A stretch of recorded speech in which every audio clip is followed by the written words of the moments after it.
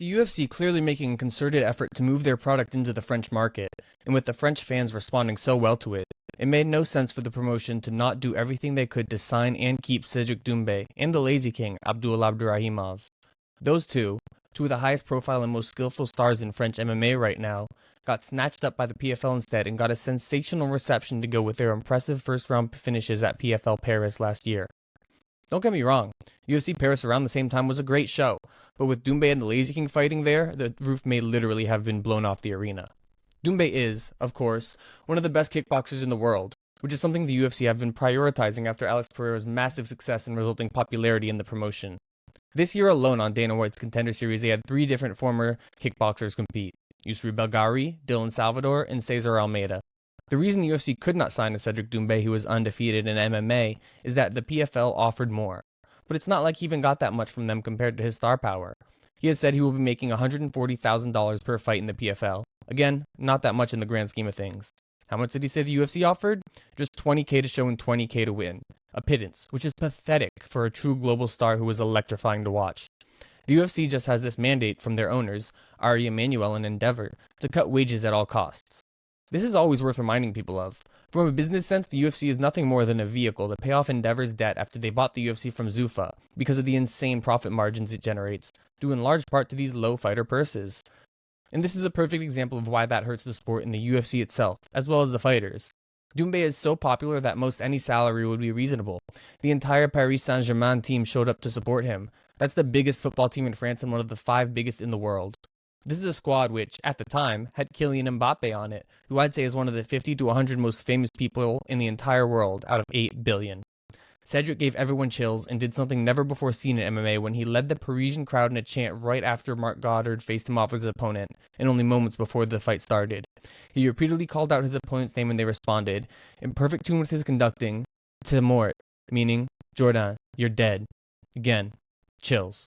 And Doumbé lived up to it. I mean, they listed the official time as 9 seconds on the knockout, but it was more like 6. And his opponent was out cold. That is a highlight that will live on forever. Just a picture-perfect knockout where the guy goes limp instantly after the left hook lands. It's not like they gave him some jobber either. Zebo was 4-0 as a pro, the same record as Cedric, and he got all of his wins in Aries, a good promotion.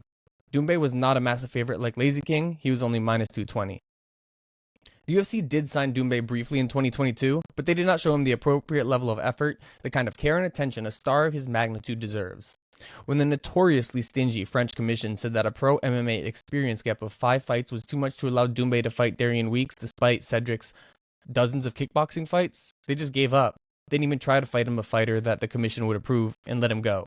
At the very least, the UFC should have signed him to a prospect deal where he would go out, get a few more fights of experience, but have it guaranteed that he'd be a UFC fighter at that point. Instead, a year went by, he did get 2 more knockout wins, and the PFL swooped in to sign him. I don't know if Cedric will ever be a champion after starting MMA this late. I mean, it's doubtful. Welterweight is a much deeper division than middleweight and light heavyweight where Alex Pereira found success, and he has no history with any of the other contenders or champs that would allow him to get to an easy title shot like Poatan. But Doumbé brings attention like you cannot believe, especially in Europe and especially in France, which is a target audience for the UFC. Now for the Lazy King, who is not as popular as Doumbé overall, but probably has a higher ceiling with his world-class grappling and fights in the co-main event today.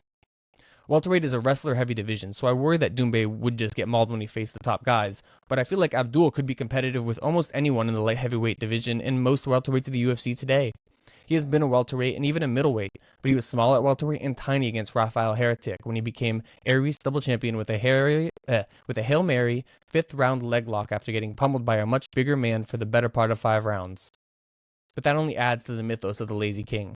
He fought a much weaker opponent than Doumbé, but he still made it look easy and brought the French fans to a fever pitch, and he did it right in front of Kylian Mbappe, who had got there just a bit before his fight. With his French nationality, his Dagestani heritage and wrestling ability, and an exciting grappling style because of his unique arsenal of submissions, which has seen him win fights with everything from that knee bar against Heretic, who, by the way, Heretic just became the KSW 205-pound champion, to an inverted triangle choke versus former UFC fighter Godofredo Pepe, to anacondas and arm triangles and darces. Lazy King is not an action fighter like Doumbé, but he is not a lay-and-pray wrestler either. He's methodical, calm, and purposeful on the ground, hence his nickname. but he is also one of the most talented fighters outside the UFC, and so he finishes fights, having only 3 decisions in his 17 pro wins, and only 1 loss alongside that. At 28 and moving down in weight to lightweight, which is a better fit for him, the sky's the limit for Abdoul. He could potentially beat any of the top guys in PFL if he enters the lightweight season and win that $1 million championship, I believe. Him versus Olivier Aubin-Mercier, Shane Burgos, AJ McKee, Clay Collard are all great fights that we could hopefully be seeing in the PFL in 2024. The UFC simply should not be letting guys like these go to sign middling 6-2 fighters off of the Contender Series. Their wage-cutting methodology is hurting them, it's hurting the sport, and it's delivering a worse UFC product to the fans while letting PFL and ONE sign exciting talents that makes them more relevant players on a global mixed martial arts stage. The PFL is their top competitor domestically, although they may never truly compete with the UFC on the same level. But allowing guys to walk across the street to sign with them is a flat-out mistake. When Mbappe is tweeting about someone and it's getting seen by millions, you need to do everything you can to put them in your promotion. Just like Ilia Topuria with Sergio Ramos. But I like competition in this marketplace, so I'm not too upset about it, though I would especially like to see Abdoul fight against the best in the world, and for Doumbé to fight against top welterweight action fighters like Vicente Luque, Wonderboy, Kevin Holland, Jack Della Maddalena, Michael Venom Page, etc. Many people may dunk on this take after this week's fight. Doumbé is fighting arguably the best prospect in the world, 7-0 22-year-old Baisengor Chamsudinov, aka Baki, who has high-level MMA wrestling as well as striking. That wrestling will probably be Doumbé's kryptonite, and I am predicting Cédric to lose this bout. PFL putting these two guys together so early is a bit of a fumble in its own right. Despite how massive the bout is in France right now, it could have been bigger globally down the road. But that doesn't change that the UFC being a cheapskate made them miss out on an unparalleled type of European star potential with Cédric Doumbé. Even if he loses, he will be a star, and matched up appropriately, he could rise high in the sport. Benoit Saint-Denis fights this week. A budding star in his own right who will rise to true stardom if he beats Dustin Poirier in impressive fashion. That cannot be denied. But Cédric is different. From his persona, to his skill set, to his fan base, to his highlight reel, to his marketing strategies, to his aura which radiates throughout and suffuses every arena he steps into with his undeniable presence. No matter how this fight goes, Cédric Doumbé represents everything wrong with the UFC's approach to signing new talent.